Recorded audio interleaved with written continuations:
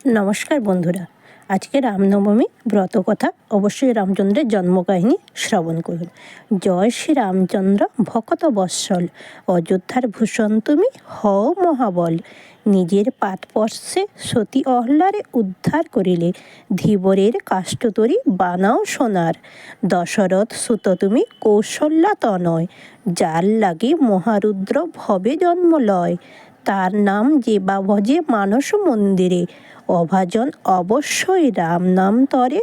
শুধুমাত্র রাম নামে যত পাপ হরে, মানবের সাধ্য নাই তত পাপ করে। অতএব রাম নাম করো মনসার, রাম নামে সর্বপাপে পাইবে উদ্ধার। রামচন্দ্রের জন্মকাহিনী যে বা ভক্তি ভরে করিবে শ্রবণ, কোনো পাপ নাহি থাকে তাহার শরীরে। দুষ্ট গ্রহগণ হেরি পলায়ে সদূরে, রামের প্রাসাদে তার বংশবৃদ্ধি হয়। ক্ষণমাত্র পাপ নাহি তার দেহে রয়, ইহলোকে মহাসুখে রহে সেই জন। অন্তকালে চলে যায় বৈকুণ্ঠ ভুবন, পুণ্য শ্লোক বলি হয়ে বিদিত জগতে।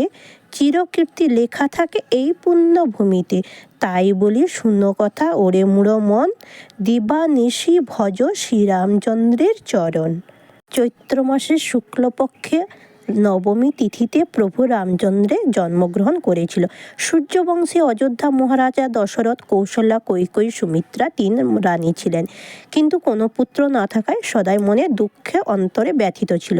একদিন তিনি বনে গেলেন রাজা দশরথ মৃগয়া শিকার করতে। দূর থেকে জলে কলকল শব্দ শুনে ভাবলেন কোনো হরিণ জলপান করছে। এই মনে করে শব্দবেদী বাণ মারলেন। কাছে গিয়ে দেখলেন এক ঋষির পুত্র অঙ্গে বাণ বিদ্ধ হয়েছে। ঋষির পুত্র নাম ছিল সিন্ধু। সামনে রাজাকে দেখে বললেন, আপনি শুধু আমাকে বধ করলেন না, আমার অন্ধ পিতামাতাকে বধ করলেন, কারণ আমি ছাড়া তাদের আর কেউ নেই। এই কথা বলে ঋষির পুত্র বালক সিন্ধু প্রাণত্যাগ করল। তখন রাজা দশরথ সেই মৃত বালক সিন্ধুকে কোলে নিয়ে অন্ধমুনির আশ্রমে উপস্থিত হলেন এবং তাদের পুত্রের কিভাবে প্রাণত্যাগ করেছে অন্ধমুনিকে রাজাকে সব কথা জানালেন। দিয়ে তখন অন্ধমুনি অভিশাপ দিলেন, আমরা যেমন পুত্র শোকে প্রাণত্যাগ করছি, তুমিও তেমনি পুত্রবিদে হয়ে প্রাণত্যাগ করবে। মুনির সাববাণী শুনে মহারাজ বিন্দুমাত্র দুঃখ পেলেন না।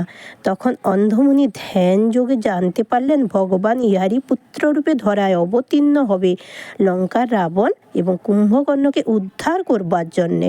তারপর মহারাজাকে বললেন, বিভাণ্ড মুনির পুত্র ঋষ্যশৃঙ্গের দেহ মানুষের মতো, কিন্তু মুখমণ্ডলটা হরিণের বদন।